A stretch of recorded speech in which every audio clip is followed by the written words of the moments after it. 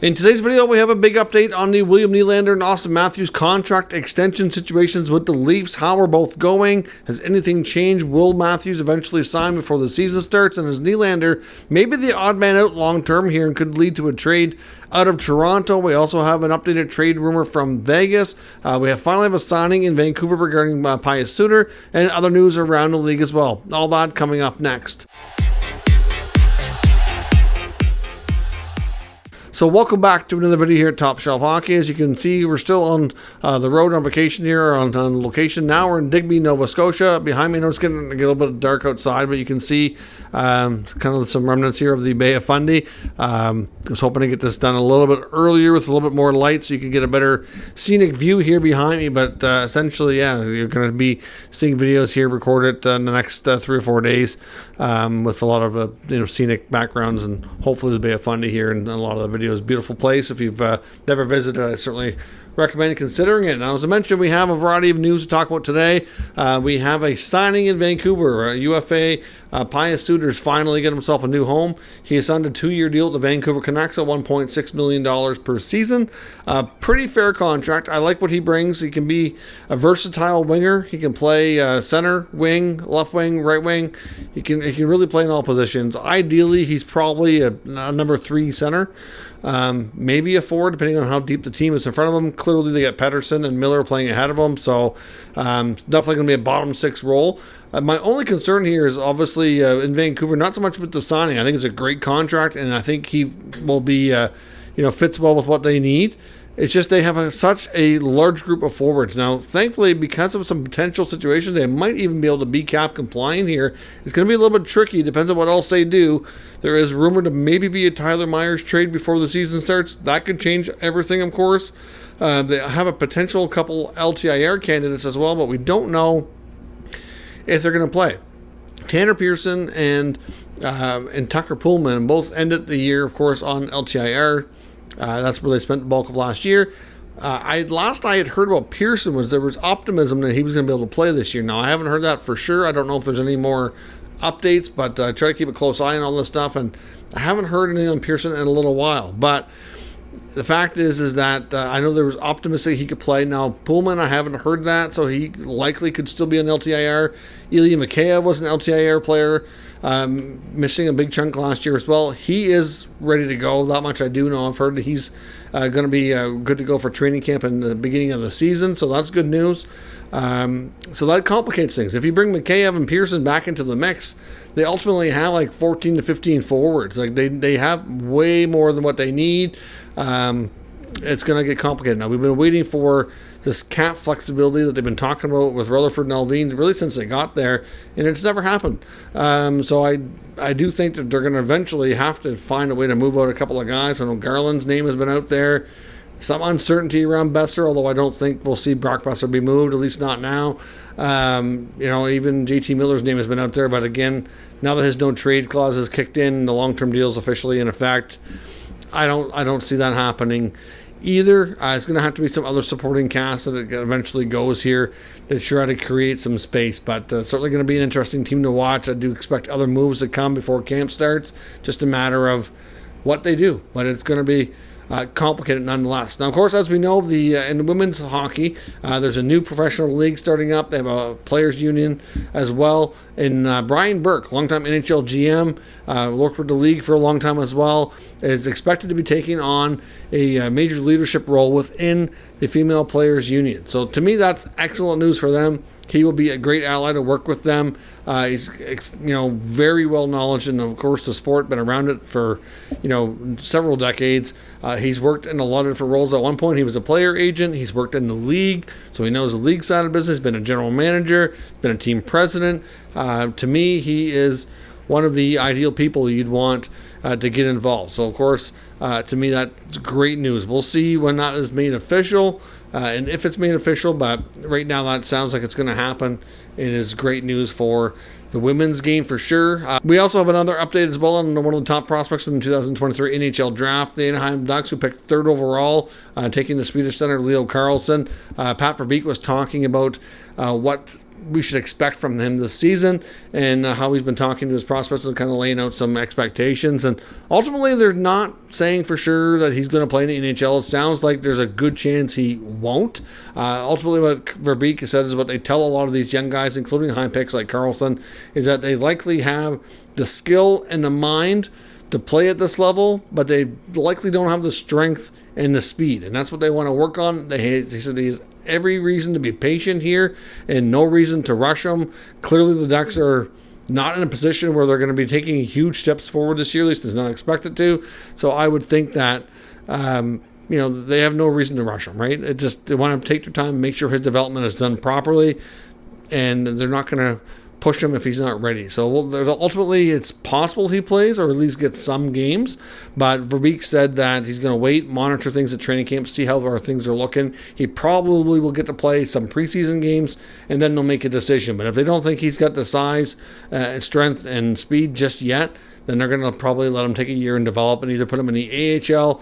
He could play in Europe. I'm not sure what the best plan would be in that respect, but ultimately wouldn't be in the NHL. So we'll have to wait and see what happens with Carlsson, but really all teams should kind of practice the same sort of thing here and not rush their guys, make sure they're ready, not to stunt their development. Evgeni Svechnikov, who's been in the NHL in and around a bunch of teams and bounced around, of course, the brother of Andrei Svechnikov, is leaving the NHL and has signed a 2-year deal to go back to Russia and play in the KHL. Now, of course, hasn't had the success or consistency at the NHL like his brother Andre has.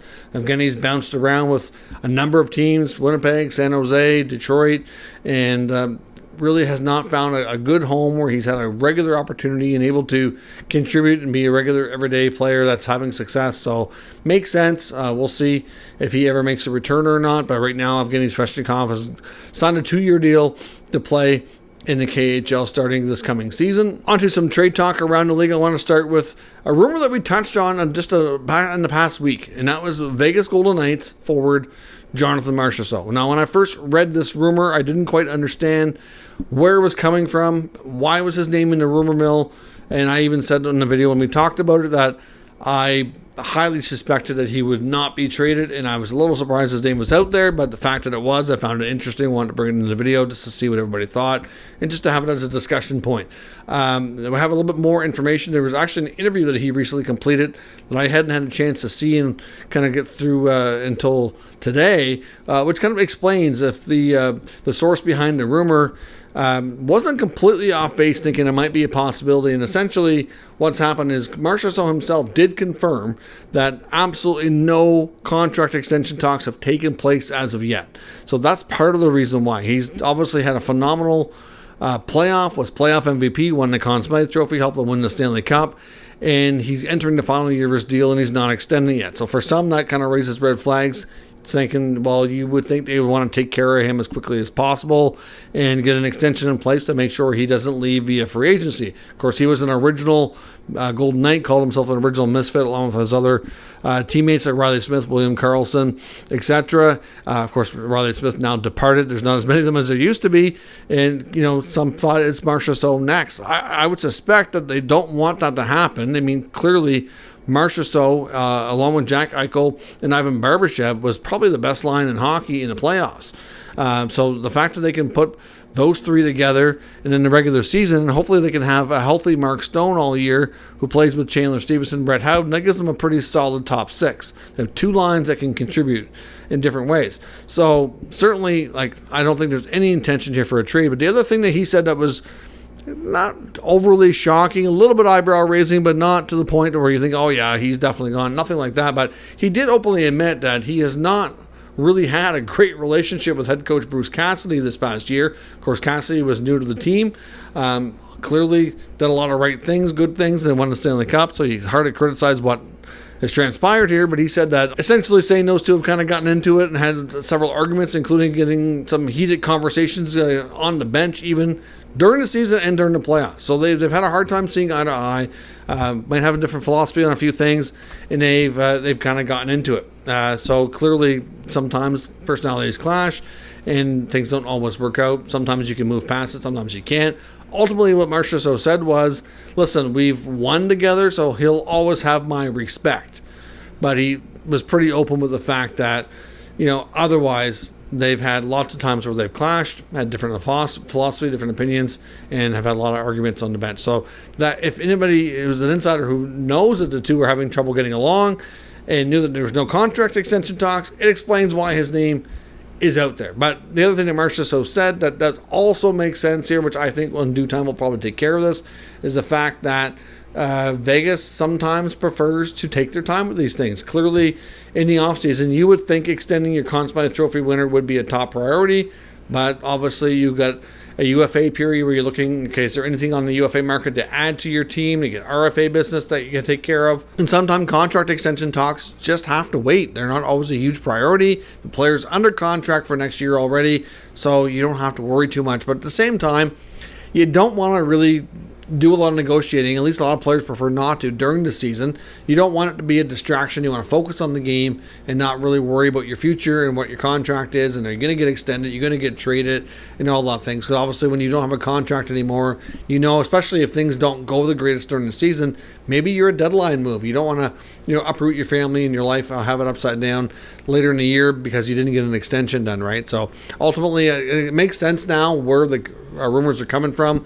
I still don't think it's anything to be concerned about in the short term. If we get too far into the season, we're getting past like November, December, and there's no talks, well, then that's clearly a problem. But at this point, I would suspect that before the season starts, it wouldn't surprise me, even later in August and September, before they get into too far into camp and preseason, that they at least open a dialogue to figure out the parameters of what he's going to want and know if they can make it work or what have you. So I don't think the Golden Knights are in any danger on moving Marchessault just yet. But again, long-term plan, hard to say. Now in Toronto, we get some big updates today on a couple of NHL insiders. One, I want to look at comments from NHL Network analyst Mike Rupp, and then of course Chris Johnston, who's one of the most plugged in insiders when it comes to the Leafs in Toronto. NHL insider Mike Rupp made comments on NHL Network saying ultimately he sees William Nylander being the odd man out in Toronto, and that ultimately it's going to be difficult, which is really, this isn't earth-shattering news here, that it's going to be really challenging for them to afford all their top four forwards, with these three of them are going to be needing new contracts in the short term. Obviously Matthews and Nylander are due for extensions now. Marner's going to be due next year. John Tavares is 2 years away, and John Tavares is at a different stage of his career. I'm not saying his career is going to be over in 2 years, but it's he's getting older. He's not he's still playing well, but he's at a point where he knows his next contract's going to be less money, shorter term. Like it's a whole different situation. So I don't think the Leafs and Tavares are thinking too much beyond the 2 years he's got left. They'll see where things go after that, I'm sure. But for right now, obviously Marner, Matthews, Nylander, more the present and the future because they're still young enough to be a part of that. Obviously, Nylander and Matthews getting the stage and all the attention right now where they're entering the final years of their contract. So with that said, I don't think Mike Rupp is off base at all to say that he thinks Nylander could be the odd man out. Now, Chris Johnston's comments kind of elaborate on that a little bit further, and to me, it kind of makes a lot of sense. We've sort of touched on some of this before, but Johnston, he made comments on Nylander and Matthews as well. He said he sees a timeline of the Austin Matthews contract extension being comparable and similar to what we saw with Nathan MacKinnon and the Avalanche last year. Now, of course, last year after the Avalanche won the Stanley Cup, a lot of people probably expected the MacKinnon contract extension. They knew it was going to be long, they knew it was going to be huge money, and a lot of people probably expected it would be done pronto after winning the Stanley Cup because that should be a huge priority, right? You want to keep your one of your top guys and important pieces here in the mix, and you want to make sure nothing happens. But at the same time, like I said, they don't always look at it that way. They had no doubts that both sides want to get it done. They had both sides working together, and they knew it was going to happen. It's just a matter of coming to the agreement. So when both sides feel that way and you're not stressed about it, it can take its time and get done the right way. But when you have one side that's unsure of the other, that's when things get sketchy and you just don't know if it's going to work out. But ultimately what CJ had to say was that William Nylander is going to look at things a little bit differently here. If Matthews doesn't get done until September, let's say, like MacKinnon did, because that's how things played out. It was a late negotiation, get it done before the season started, which was what everybody wanted.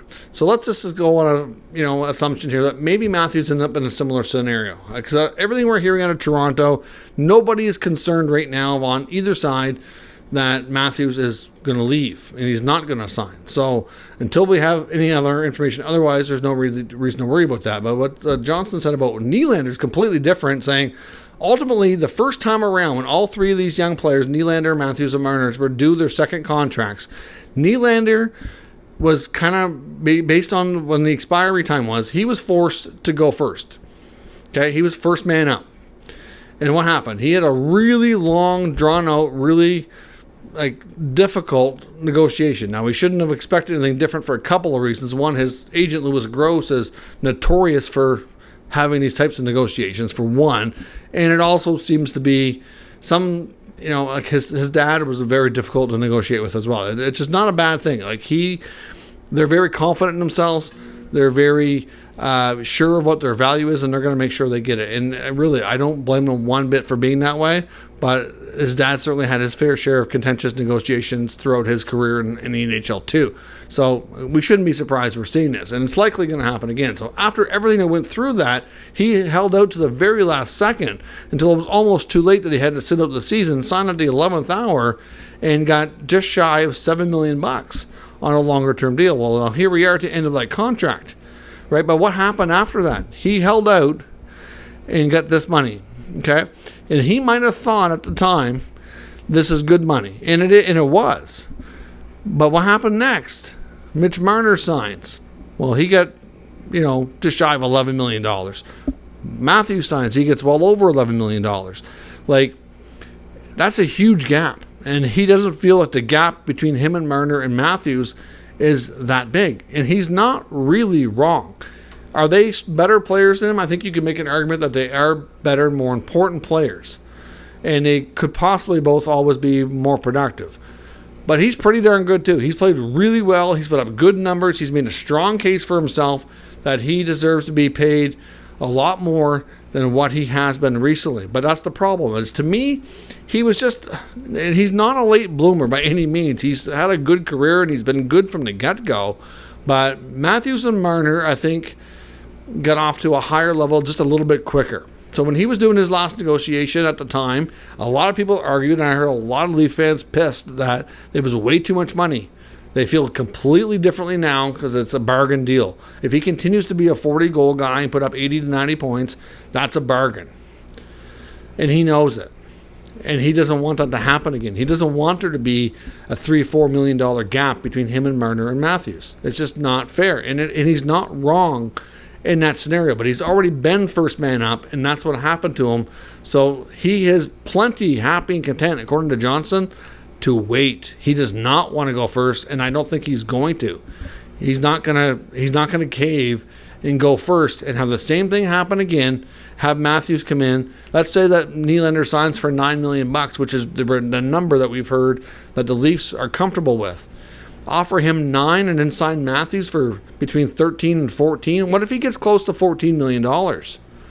That's a major, major gap. And is Matthews better and more important? Sure. But is it fair to be that much? No, it definitely is not. And then you got Marner already making close to 11, and he's going to want more in this next one too. And it's just going to create a gap where he's that much further behind, and he doesn't feel it's justified. And I understand where he's coming from. The way I look at it is I don't think they're his comparables, but he does. And that's just how that team has operated since they've really had this core together. And that's just how they base things. And that's a major, major issue. So for that reason alone, Nylander's likely not going to go first. Matthews likely signs before the season starts, hopefully before camp and before everything gets too distractive. Gets a mega contract, passes McDavid and McKinnon for highest paid, signs for. The problem is he's not going to do 8 years. That's the other difference between him and the other guys. He's probably going to do 4 to 5, maybe 3, but 4 to 5 more likely. And then you're going to have Marner in a year's time probably get at least 12 to, like, if he's only been $1 million behind Matthews the entire time, and if he keeps up the production and the stats are the same difference, then he's going to look for the same money again. If Matthews gets 14, he's going to want 13. If Matthews gets 13.5, he's going to want at least 12.5. Or probably closer to 13, because there's not even a full $1 million gap between the two right now. So at the end of the day, that's what's holding things up here, and that's where Nylander's at, and that's why everybody thinks that if Matthews goes first and Nylander drags us out, that they're just not going to be able to afford to keep him, and he's going to probably, if he has another really big season, then he's going to play his way out of Toronto and have to go elsewhere. If he insists on having that kind of money and he doesn't want to have that big of a gap between Marner and Matthews, then he's going to have to go elsewhere to get it. And the fact that they got Tavares under contract for 2 more years handcuffs them financially to be able to do it. So like I said from the beginning, when John Tavares signed, as much as I understand he's a top name free agent, well, these guys don't come on the market very often. You got to make a play to get them. I understood the concept at the time. It was like long term, and because it was hard to predict it, we're going to have flat salary cap because of a pandemic. Nobody's seen that coming. But my worry all along was that he's going to cause the Leafs to lose one of their top young players because of this mega contract of $11 million a year for 7 years. Has caused them to be so tight with the cap, and that's where things are trending right now. So we'll see. I do think a Nylander trade is very likely. The other option, of course, is that they ride it out, and if they can't come to terms, that he becomes their own rental, and maybe he walks next year. But is that good asset management? For Nylander to walk and get nothing in return would be catastrophic, in my opinion. They can get really good value, and we'll see. Personally, I think a great fit is the Calgary Flames, but he was born there. His dad played there. There's a connection there. I don't know. I mean, they're a team that's also very much in transition right now. We'll see if they can get Elias Lindholm signed. There's certainly be a lot of big question marks there as well. So we'll see where things go. But all indications are Nylander's not going to sign anytime soon, and because of that, it's going to put the pressure on to possibly move him. Because if once Matthews signs and then gets too far along here, he's not once the Matthews number is known, he's not going to say, well, yeah, I'll sign for $4 million less or $5 million less or whatever the number is. It's just not going to happen. And you can look at it both ways. I don't think Nylander's wrong. But at the same time, I know the Leafs can't pay him that much. But if you look at some other wingers around the league, if he were making $11, $12 million, he'd be overpaid. But by the Leaf standards, he wouldn't be. It's tough. But that's just the way they've created their business there. So we'll see what happens. But that's where things are at. Let me know your thoughts on the situation down in the comments. We'll discuss further. If you're new to the channel, make sure you subscribe and stick around. We'll keep you up to date with the latest news, rumors, and analysis of all 32 NHL teams. Thanks for watching, and I'll catch you next time.